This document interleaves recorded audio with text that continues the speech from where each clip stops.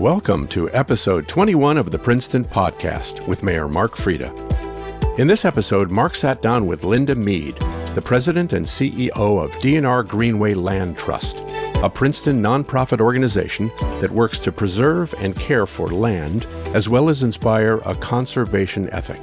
Through strategic land conservation and stewardship, Linda discussed how D&R Greenway Land Trust has permanently protected 22,000 acres of land since its founding in 1989, preserving land for farms and community gardens, preserving land to protect wildlife and create public trails, preserving land to help combat climate change and ensure clean drinking water for future generations. Linda also discussed the D&R Greenway Johnson Education Center in Princeton, host to art galleries and presentations that celebrate the natural world and inspire a conservation ethic. So without any further introduction, let's join Mark Freda and Linda Mead for episode 21 of the Princeton Podcast. Linda, thanks for joining us. It's good to see you. Oh, it's great to be here, Mark. Thank you. Thank you. So let me start off. Linda, from a big picture perspective, just because I have a bunch of other questions, so I don't want you to give me all the detail just yet, but what is the D&R Greenway Land Trust? Well, let me start with what's a land trust. So a land trust is an organization, a nonprofit that cares for land, that preserves and cares for land. D&R Greenway refers to the fact that we are preserving lands along the D&R Canal, all the tributaries that flow into it, all the areas in our region that are important in central New Jersey. And Greenway means that we want to link all those together. So the D&R Greenway Land Trust is really a group of people that really care about land preservation and connecting people to the land. Wow, that is a great explanation. Thank you. So Linda, how long have you been the president and CEO of the D&R Greenway? Well, on July 7th, 1997, I became the president and CEO, then I'm called the executive director. So 25 years this year. Well, hey, congratulations. Yeah, surprising, isn't it, how quickly it goes? Yeah, the time does fly by. Linda, I think not everyone may be aware of where your offices are. So could you explain where you're located, what the facility is, and also how it came about? Sure. Well, we are over on Rosedale Road in the old General Robert Wood Johnson estate.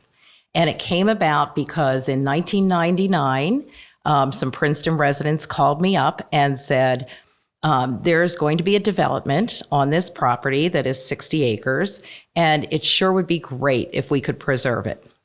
So we got started in preservation, and at the time, there was a big barn on the property, and the barn went back to at least circa 1900.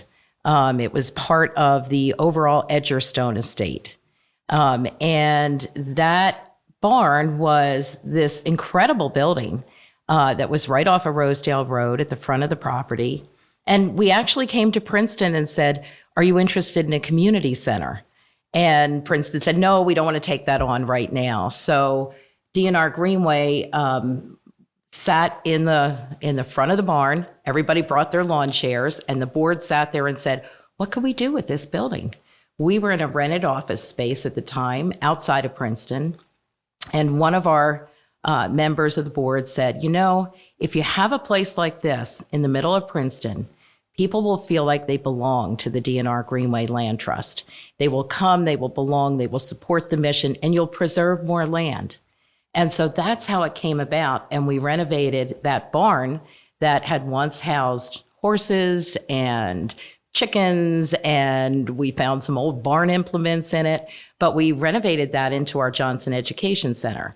So people can come there now and visit right off of Rosedale Road. Our address is 1 Preservation Place. And we have an art gallery in there that is themed to our mission. So you can come see art about trails and birds and urban gardens and all kinds of things.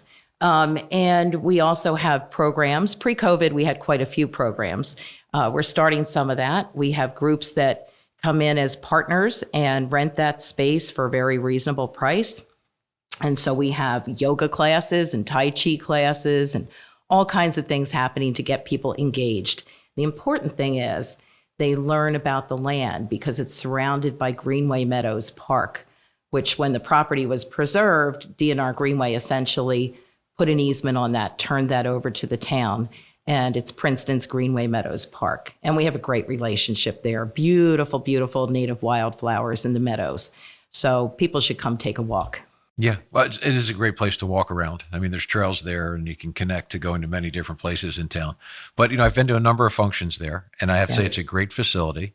Thank you. As you said, people can rent it. Organizations could rent it at a reasonable price, which is unheard of in Princeton, to find space to use. But it's a great venue for people to use. So, thank you very much that it's available to other organizations. We want to be good neighbors, so thank you. Yeah. Okay, so my next question is a little repetitive. I'm going to ask it anyway. So I believe that the D&R Greenway Land Trust was started in 1989? That's correct. So it actually was an idea that began with a few people in 1987. And at the time, the folks met at the Stony Brook Millstone Watershed Association, now the Watershed. Right. And in 1989, we became our own separate nonprofit organization. And it was 4 people that were the founders, one of whom was the director of the D&R Canal Commission. So you wonder kind of why the D&R focus. It really came from that. And it came from the idea of protecting clean water by protecting land along the water banks. And as it grew, the focus of all the founders and all the folks that came and joined us was to really protect these kind of connected, contiguous areas, whether it was the Sourland Forest across central New Jersey, whether it was the Stony Brook Greenway coming down from the headlands up in the Sourland Mountains, and then that was actually our first acquisition, and then coming down into Princeton, right to the Johnson Education Center. Amazing story. So obviously there's a lot of accomplishments that you and the whole group can look back to, but are there some that you think are more significant or more worthy of just saying, hey, these ones really rank as the top few of the ones we've been able to pull off? Yeah, the big ones always come to mind because those took a lot of brain power, frankly, to figure out how to make them happen. And that's the fun of it. That's the challenge and the fun of preserving land. Every piece is different. Every landowner is different. With Greenway Meadows, which certainly is one that rises to the top, that property was going to go into a development of 55 houses. And it was owned at the time by the Johnson estate, which had 29 heirs. So unlike some properties that we might go to where a landowner is a single landowner who says, I really want to preserve my land, let's work together to do that. This is one where we had to do a lot of fundraising and create a proposal to the estate that was a competitive proposal that would allow us to acquire that property. So that was all the fun that went into it. So that certainly rises to the top. Another one was the Coventry Farm property on the Great Road, and now Farmview Fields on one side of the road.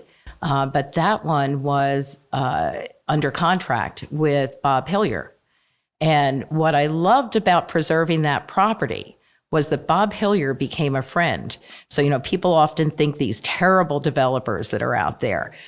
They actually, some developers like Bob are community minded. And so we sat down together and Bob said to us, I'm almost ready to go into kind of final plan approval. But if you would like to take the time, here's the price. You've got 3 months to raise it, and I'll wait and let's see what we can do. So D&R Greenway went to work. We're very fortunate. We're in Princeton, where there's a lot of people that care about this, and there's a lot of people that have the ability to make significant gifts. And so we were able to raise the money in 3 months to purchase that property for preservation. So that was pretty exciting. Yeah. And fun to work with the Wynant family. So, on one side of the road, people, as they go down the Great Road, will see that on the Wynant farm, there's a vineyard now. And that property actually went back to a land grant from King George to the Wynant family. And so keeping that in agriculture is part of our heritage. And D&R Greenway holds a conservation easement on that farm. So every year we go out there and monitor that to make sure that they are keeping with the conservation restrictions on the property. And we just have a great relationship. So it's fun to see that they've been able to figure out how to economically manage that farm in a way that maintains conservation. Yeah. Those are two great examples of the things that have been accomplished. Let me switch gears a little bit. So 25 years you've been at the D&R Greenway Land Trust. So have you always been in the Princeton area, or where did you grow up? Where are you from? So I am from right across the river, part of the Delaware River watershed. I grew up in Bucks County, in a suburban area. And what's interesting, and I've looked back over the years, and where I lived, I happened to be very fortunate to be right across the street from a greenway. And the greenway was all along the creek, as we called it when we were kids, and that's where we played. So every day I looked out at the greenway. When we had ice on the stream, we were out there ice skating. The kids, in the neighborhood picnicked there and rode tubes down when it flooded. And so it was a lot of fun. So I think that daily exposure to nature was really important for me. And then I went to Rutgers for landscape architecture and environmental planning. And I really liked connecting people and the land and thinking about how do you design a space in a way that engages people and gets them to experience the important parts of the land, the important resources that are there. So I had the fortunate opportunity to do an internship with a landscape architect who introduced me to the Bucks County Conservancy over in Bucks County. And I went to work there for a few years under the tutelage of the founder there, who let me join him at kitchen tables talking to landowners about preservation. But just really interesting is that when I was doing this internship, and this will let you know how long ago it was, Constitution Hill was just being developed. And so this landscape architect was involved in the site plan for that. So I got to come over, and from Bucks County, Newtown is where we had our office. And I got to come over and be part of that site analysis of Constitution Hill. And, fast forward, and here we are in 1999, the people that called me to help preserve Greenway Meadows were John and Margie Harper, who lived in Constitution Hill. Huh. So life comes around. It does. The connections are amazing. Yeah. Okay. So, I sense that there's that you do a lot of different and interesting activities related to the mission of the D&R Greenway Land Trust. Can you share a little bit more about, what do you do? Well, like you, no day is ever the same. And that's what I like about it. It's constant challenges, and it's constantly figuring out and adapting to whatever comes your way.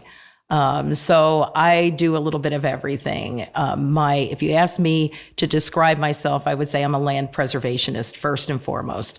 I love to do land deals. I like to think them through and figure out how to make a win-win for everybody. So I get involved in the structuring of land preservation. I also do a lot of fundraising. As Betty Wall Johnson said to me, it takes money to run an organization, and it does. And so even though we're what I think of as a lean and mean organization, not mean, but lean, we really do, stay focused on what we need to get done, but there's a lot of aspects to that. So I do a lot of management of staff as well, just making sure that we're keeping to our strategic vision. As the years have gone on, we have more and more land that we care for. So we have preserves like our St. Michael's Farm Preserve out in Hopewell, for instance. And we have staff that's out there mowing trails and making sure that everything is properly signed and cared for, and we're restoring native habitats, and we're welcoming people on the property. So while I don't do the day-to-day work of that, I oversee that and make sure that it is in keeping with the strategic mission to engage people with the land. Yeah. The fundraising's a lot of fun too. I learned a long time ago that, it's all about getting to know people and listening to them. And so sitting at somebody's kitchen table to talk about preserving their land, and sitting at their kitchen table to ask for a contribution to preserving a piece of land are really the same thing. And you're really looking to connect with somebody's passion. Yeah.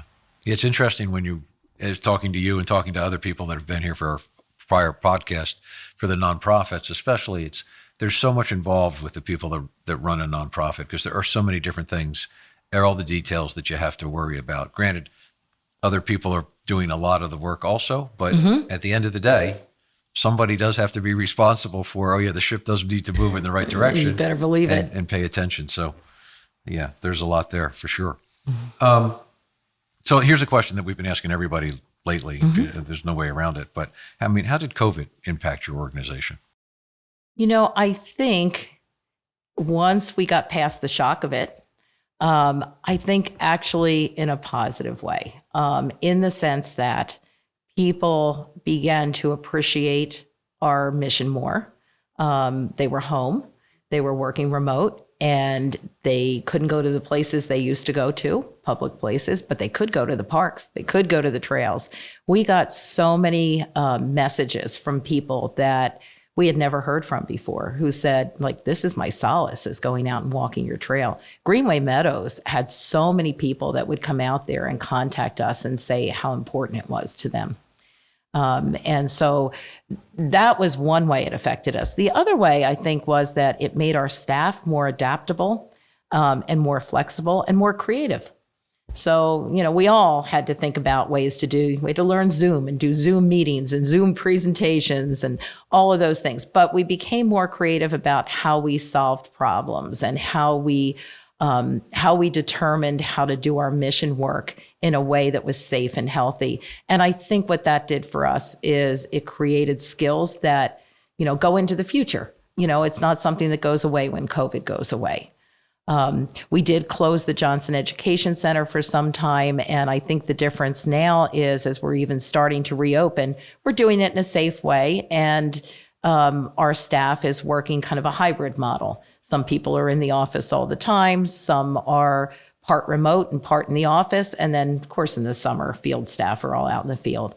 So it affected how we do the work that we do on a daily basis. But long term, the results, I think, are positive, even though the pandemic, is a terrible thing. And hopefully, people are being safe. Yeah.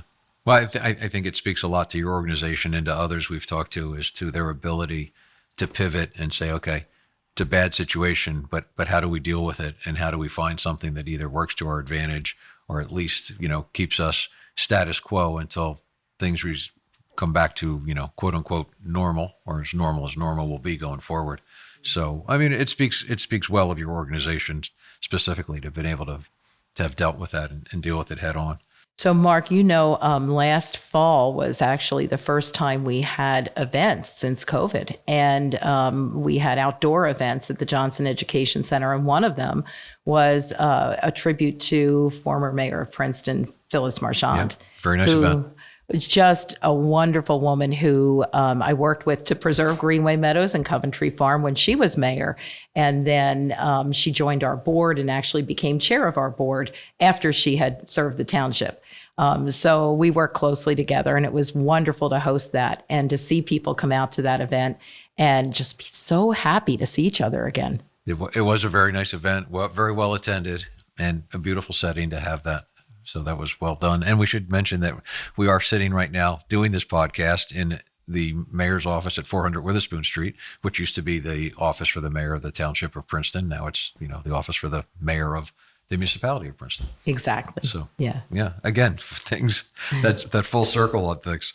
Linda, what do you think are some of the most popular programs or services that D&R Greenway Land Trust provides? So, in addition to preserving land, which, people love, everybody wants to see land preserved for the most part because, it reduces the traffic and it provides clean water and fresh air. So, I think that's the number one reason people support and get involved with D&R Greenway.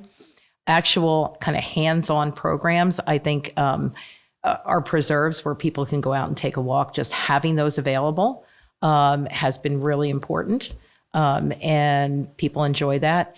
When we have had programs, lectures in the Johnson Education Center, The speakers we've been able to get, being right here in the middle of Princeton, have just been outstanding, whether university professors, artists of great renown. People have enjoyed coming out and hearing something unique and actually being in that space, because when you're in that auditorium on our second floor, you're inside a barn and you have these barn walls around you and art on those walls. So it's just a great place to be. And, one of the programs we had right before COVID was about birds, and two women, Hannah Southers and Sharon McGee, who have been birding an area in the Sourlands collectively for 66 years. It's actually chronologically been 44 years. But that the data they had collected had never been presented before. And they were birding on one of our properties. I had reached out to them and said, would you be willing to share with us what your results have been? And this was right after Cornell's research that said, we've lost millions upon millions of birds in our skies.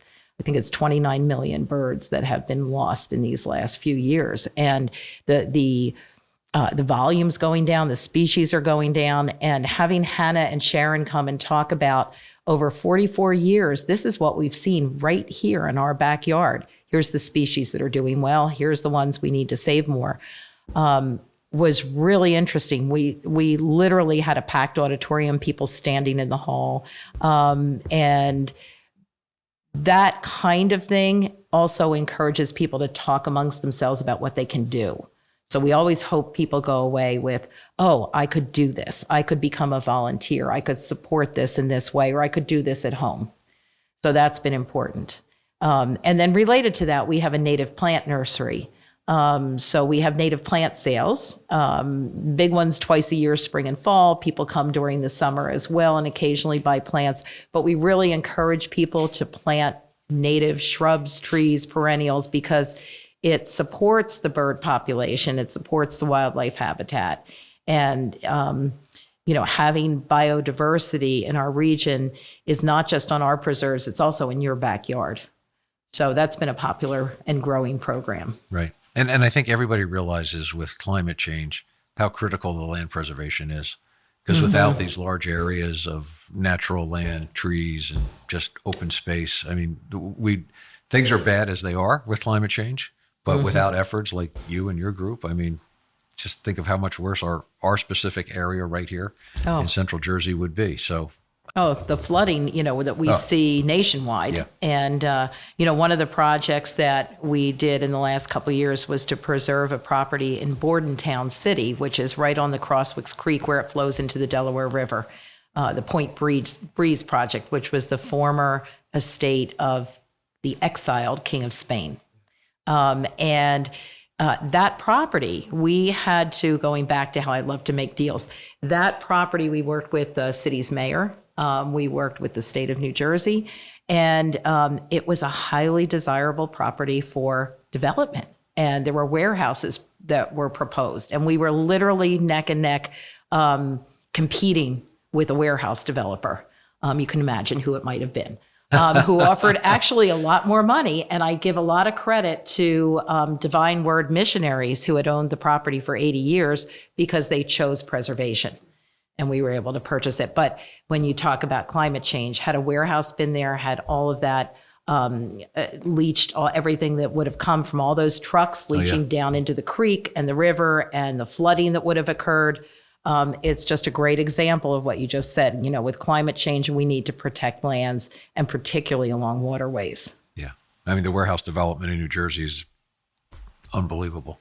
And the impacts of that from the traffic and everything you said is just, but anyway, that's a whole nother topic for another day. Yes. So how do I, and when I say I to people listening, that means all of you, how do I join or support the D&R Greenway Land Trust? How do I do that? Well, first you can go to our website, www.drgreenway, just like Dr. Greenway.org. And you can find a place to contribute there. You can also find a place that you can sign up to become a volunteer. You can stop by at Johnson Education Center or come out to one of our events. where you can learn more or you can support us by coming to a ticketed event. I'm not sure what we're going to do this fall yet. For the last 2 years, we've been doing a masquerade parade. Prior to that, it was a masquerade ball. That was our fall fundraiser. And we might go back to the masquerade ball this year. We'll see how things are going. But with the masquerade parade, we had kind of stations along the way, and people stayed in their own cars with their families and friends, and they drove through the parade, through a preserve and through the parade, and it was so much fun. So coming out to events like that to support us, supporting us by becoming a volunteer, buying something at the Native Plant Nursery, even when you buy a piece of art that supports our work. And it's really doing things in your own backyard as well. So kind of we're all in this together. Right. And then, you mentioned the native plants before, you mentioned the artwork. So some of those things, I guess you could also purchase directly off the website. You don't have to physically show up. You can. And we have some books for sale, that kind of thing. But one of our more recent things that we have is we have this incredible sustainable bag, because we don't use plastic bags anymore here in New Jersey. And this is a bag that was designed for us by one of our board members, Patrick McDonnell, who is the creator of the Mutts cartoon. And he lives right here in Princeton. And Patrick came to us, he and his wife, Karen, and they said, we ought to do something that will get D&R Greenway's message out to a lot of people. That is something that will raise a little bit of support, but mostly something that people will have in their daily lives that will remind them how important our mission is. So they designed something with some Mutts image on it. Right. And they worked with another artist on our board, James Fiorentino. So there's a second image on there. And then there's a list of many of our preserves, and it's done, in a fun way. But what it does for you is, you might look at that and you might say, oh, Cranberry Meadow. What's that? Where's that? Oh, I should go find out. So, so we have those available at the Johnson Education Center, or you can go online and purchase one. We ask for a donation. In the beginning, it was $25, but we said now $10. And it's really just a donation that helps support our mission. But you get this great bag, and it's a lot of fun when you carry it into the store. Maybe you'll see some other people with the same bag, and you'll know you're with like-minded folks. There you go. Yeah. And also, it is just great advertisement. Yes. I mean, people do amazingly pay attention to where are the bags that people are carrying? Where do they come from? Where'd you get that bag? So exactly. It's a great idea. So let me ask you one final question here. Looking ahead, what do you see unfolding for the D&R Greenway Land Trust over the next 3 to 5 years? Is there a way to predict what you might be doing or where you're going? So I see us right now transitioning some staff who have been here a long time. And what I'm paying a lot of close attention to is putting together a really strong group of people that can take this organization into the future.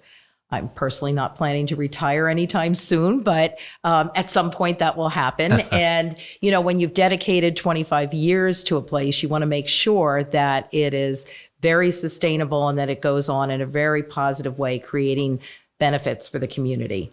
The work we've done to acquire land means that we're doing more stewardship work. We'll continue to do that stewardship work, making those trails available, creating new trails, making sure that people are engaging in programs that are of interest to them and meaningful in their own lives.